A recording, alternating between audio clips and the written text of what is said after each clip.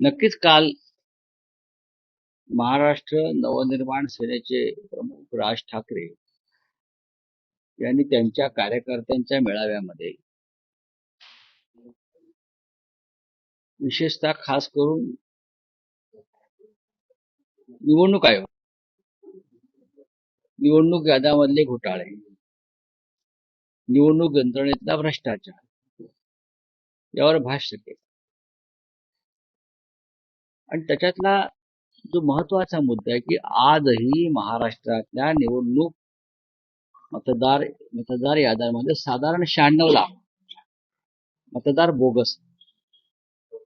96 लाख म्हणजे मी ज्याला आपण राऊंड फिगर म्हणतो ते 1 कोटी. आता isakal.com आहे देशातील नंबर 1 ची मराठी न्यूज वेबसाईट. प्रत्येक अपडेटसाठी isakal.com ला नक्की भेट द्या. 1 कोटी मतदार बोगस असणं म्हणजे निवडणुकीचा निकाल पूर्ण या बोगस मतदारांच्या हातामध्ये आहे. आता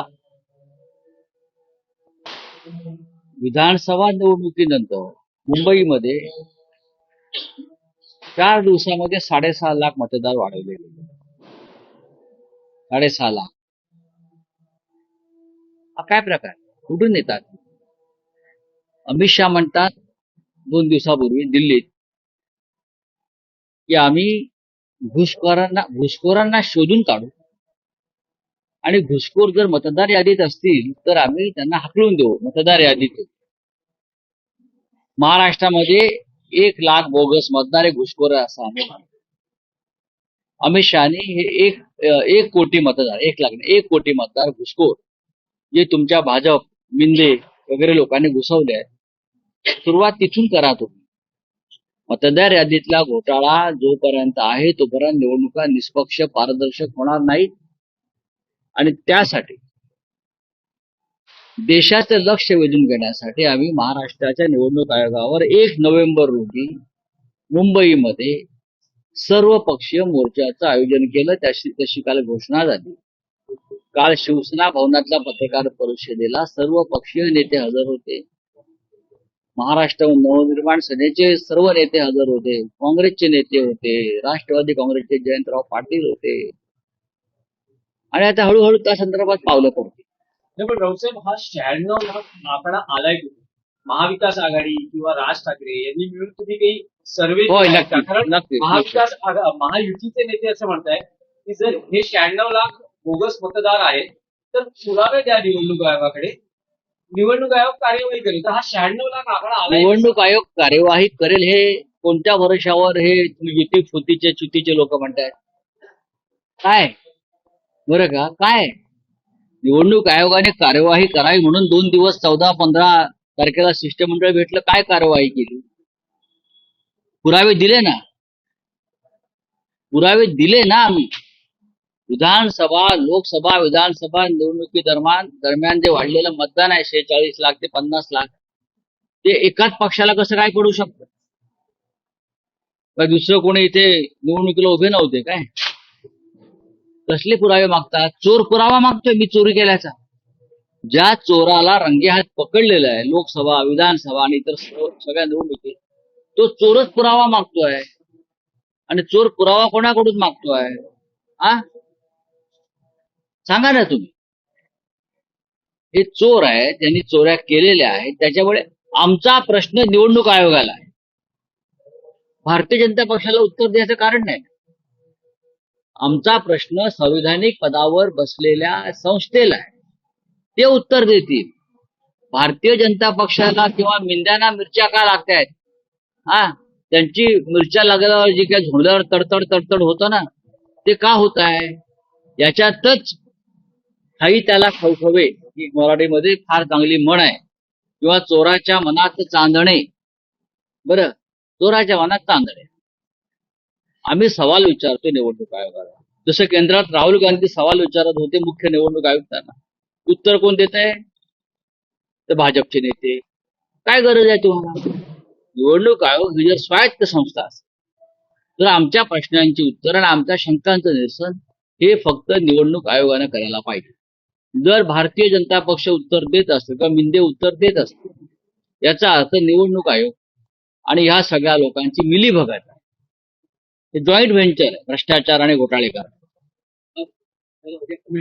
राऊत साहेब, आणखी एक काही मराठीत प्रश्न होते. अलीकडच्या काळात या प्रकारे दोन भाऊ ठाकरे बंधू एकत्र येत आहेत. उपमुख्यमंत्री एकनाथ शिंदेची प्रतिक्रिया येते आहे की यापूर्वी भाऊ बंदगी या नाटकाचे प्रयोग खूप गाजले. सध्या मनोमिलनाचं प्रमोशन सुरू आहे. एकनाथ शिंदेचं वाचन वाढलेलं दिसतं. त्यांना मराठी वाचता येतं असं दिसतं. त्यांना जाऊन माझा प्रश्न विचारा आत्ता लगेच, भाऊबंदकी नाटकाचे लेखक कोण आहेत? त्याला विचारा, भाऊबंदकी नाटकाचे लेखक कोण आहेत? हे नाटक कोणत्या साली आलं? हे नाटक आपण पाहिलं का? इतिहास काळामधली भाऊबंदकी नष्ट झाल्यावरती या राज्यात शिवशाही होतात. कृष्णाजी प्रभाकर खाडीलकर हे त्या नाटकाचे लेखक आणि त्यांनी भाऊबंदकीच्या माध्यमातून एक चित्र महाराष्ट्राला दाखवलं की भाऊबंदकी आहे तोपर्यंत हे राज्य आपलं होणार. एकत्र आलं पाहिजे मराठी लोकांनी, देशातल्या लोकांनी. तेव्हा भाऊबंदकीचा जो संदेश आहे तो संदेश त्या भिंगांना अस्वस्थ करतो. वाद संपले, मतभेद संपले, भाऊ एकत्र आले, कुटुंब एकत्र आले, पक्षाचे कार्यकर्ते एकत्र आले, भाऊबंदकी संपली. आता या राज्यावरती एकीचा सूर्य उगवला, महाराष्ट्रावर शिवशाहीचा सूर्य उगवतोय. भाऊबंदकी नाटकाचं महत्व तेच आहे. कृष्णाजी प्रभाकर खाडीलकरांनी तेच तर सांगितलेलं आहे. त्यांना विचारा. पण राऊत साहेब, त्यांनी आणखी एका नाटकाचा संदर्भ दिला. ज्येष्ठ अभिनेते अशोक सराफ यांचं रंगभूमीवर गाजत असलेलं नाटक सारखं पोटात दुखतंय याचाही त्यांनी संदर्भ दिला. ते म्हणतात की कोणाच्या तरी सारखं पोटात दुखतंय आणि त्यासाठी आम्ही बाळासाहेब ठाकरे आपला दवाखानाही आणला, औषधही दिली, तरी ते पोटात दुखणं थांबत नाही. नाटकाचं नाव चुकतायत ते. सारखं छातीत दुखतंय, सारखं छातीत दुखतंय, सारखं छातीत दुखतंय. आणि एक माहिती आहे का, आज काय आहे?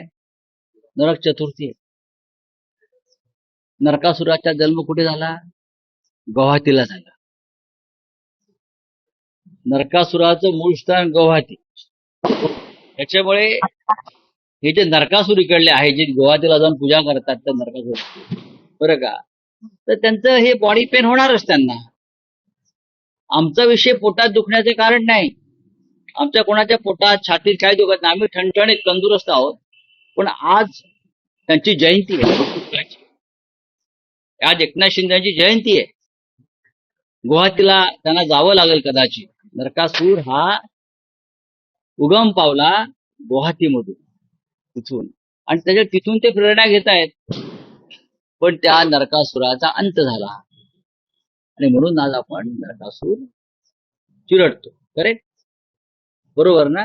तसं या नरकासुराला, महाराष्ट्रातल्या या सगळ्या गद्दार नरकासुरांना चिरडलं जाईल. जनता या राज्याची पायाखाली चिरडून टाकू. काय चाललंय? नो किंग्स आंदोलन चाललेलं आहे अमेरिकेत. नो किंग्स, ट्रम्प के खिलाफ चल रहा है ना. हिंदुस्तान में भी ये होने वाला है.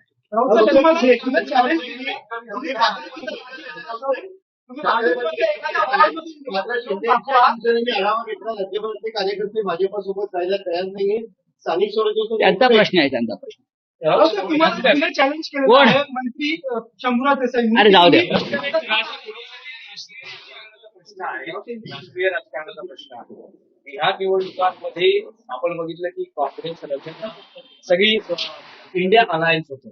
पण आता तिकीट वाटप किंवा जागा घोषित होत असताना स्वतंत्रपणे प्रत्येक जण आपापल्या उमेदवारांची घोषणा करतो. त्याच्यावरती ऐक्य दिसत नाहीये. एवढे दिवस जे दिसलं ते आता भाऊ, आता त्याच्यावरती सगळ्यांना चिंता वाटते.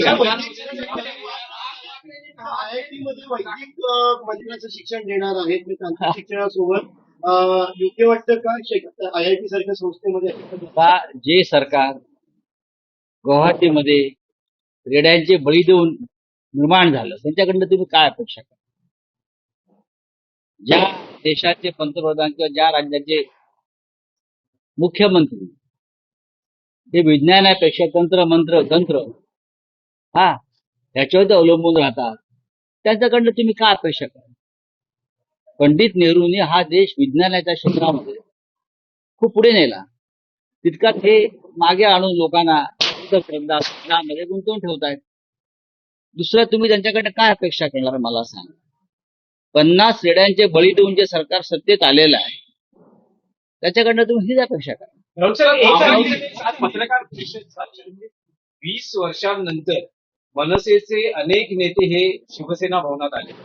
काही ज्येष्ठ नेत्यांनी शिवसेना भवनाच्या दरवाजावर लोटांगण घातलं, काहींना आपल्या जुन्या आठवणींना उजाळा मिळाला. तर आता ज्या पद्धतीने दोन भाऊ एकत्र येतात, पुढच्या काळात मनसेचे नेते वारंवार शिवसेना भवनात येताना पाहायला मिळतील का? काय येऊ नये? जुळून येईल का? बघा, हिंदू हृदय सम्राट शिवसेना प्रमुख बाळासाहेब ठाकरे यांनी शिवसेना भवन मराठी माणसाचं ऐक्याचं प्रतीक म्हणून उभं केलं. अशा वेळेला मराठी माणूस जर तिथे येणार असतो, पक्षभेद मतभेद असतो, तर त्याचं स्वागत आहे. काल मनसेचे सर्व नेते तिथे आले, ते भारावले होते त्या वास्तूने. त्यातले काही नेते प्रथमच तिथे आले, अनेक नेते, राजू पाटील वगैरे किंवा अजून 2-4 नेते आहेत. तर त्यांच्यासाठी तो एक फार मोठा भावनिक क्षण होता की हिंदू हृदय सम्राट बाळासाहेब ठाकरेंच्या वास्तूमध्ये येणं, त्यांच्या त्या सगळ्या गोष्टींचं दर्शन घेणं. अनेकांनी तिथे अत्यंत आपल्या भावना आणि श्रद्धा व्यक्त केल्या. हे चांगलं आहे. जो बोगस है, राज ठाकरे ने सवाल उठाया 4 लाख वोटर जो है बोगस है, और इलेक्शन कमीशन को कहा कि ये लिस्ट पूरी सही होने के बाद इलेक्शन कराएं. 1 करोड़ राज ठाकरे जी ने जो कल आंकड़ा दिया है वो हमारा भी आंकड़ा है. हमने 80 लाख दिए तो उनके पास 96 लाख का आंकड़ा. महाराष्ट्र में अगर अभी 1 करोड़ बोगस वोटर्स है, इसका मतलब ये चुनाव निष्पक्ष नहीं हो सकता, ट्रांसपेरेंट नहीं हो सकता. तो हमने ये कहा है चुनाव आयोग से, जब तक ये बोगस वोटर्स बाहर नहीं जाते लिस्ट के, तब तक चुनाव हम नहीं होने देंगे. 1 नवंबर को all party, Shiv Sena, Congress, nationalist Congress party Sharad Pawar ji की, Maharashtra Navnirman Sena, Samajwadi party, Bharatiya communist party, Marxist, ये सभी को लेकर हम एक बहुत बड़ा मोर्चा निकालेंगे चुनाव आयोग के ऊपर और उनसे सवाल पूछे. हाँ, बोलिए. आपने सर एक सवाल, सर आपने कहा कि जब भी चुनाव आयोग पे सवाल उठाया जाता है तो बीजेपी सपोर्ट करती है. बीजेपी ये भी कह रही है कि पहले उद्धव ठाकरे कहते थे कि दम है तो बीएमसी का चुनाव करके दिखाओ, और अब कह रहे हैं कि बीएमसी का चुनाव नहीं होने देते. क्या हमने ये कभी नहीं कहा कि बीएमसी का चुनाव नहीं होने. लिस्ट क्लियर करने, हमने कहा कि अगर चुनाव करना है तो आपको ये चुनाव वोटर लिस्ट है, उसमें जो गड़बड़ी है वो दुरुस्त करना पड़ेगा, रिपेयर करना पड़ेगा. लोगों के मन में शंकाएं है, लाखों बोगस वोटर्स अगर वोटर लिस्ट में है तो आप चुनाव कैसे कर सकते हो? यही कहा है ना. हमने ये कभी नहीं कहा कि चुनाव नहीं करेंगे. ये लोग जो है ऐसी गड़बड़ी करके, हाँ, वोट चोरी करके चुनाव लड़ना चाहते हैं, चुनाव जीतना चाहते हैं, और हम ये नहीं होने देंगे. जिस प्रकार से महाराष्ट्र में आप लोगों ने मुद्दा उठाया, वही दिल्ली में राहुल गांधी को देश भर में उठाया. क्या कहीं ना कहीं आप लोग चुनाव आयोग से एसआईआर की मांग कर, जैसे बिहार में एसआईआर हुआ, पूरे देश भर में एसआईआर हो, ताकि जो फर्जी वोटर है, फर्जी वोटर अगर नहीं. अमित शाह जी ने 2 दिन पहले दिल्ली में कहा कि जो घुसपैठी है हम उनको निकाल देंगे, वोटर लिस्ट में जो लोग घुस गए उसको निकाल देंगे. मेरा गृह मंत्री से आह्वान है, ये आपकी अच्छी घोषणा है. महाराष्ट्र में 1 करोड़ वोटर घुस गए, बोगस घुसपैठ है, आप उनको निकाल दीजिए. देश विदेशातील प्रत्येक घडामोडींचे लाईव्ह अपडेट मिळवण्यासाठी आता साम टीव्हीच्या सर्व सोशल मीडिया प्लॅटफॉर्मला लाईक, फॉलो आणि सबस्क्राईब करा. तसंच सर्व नोटिफिकेशनसाठी बेल आयकॉन प्रेस करायला विसरू नका.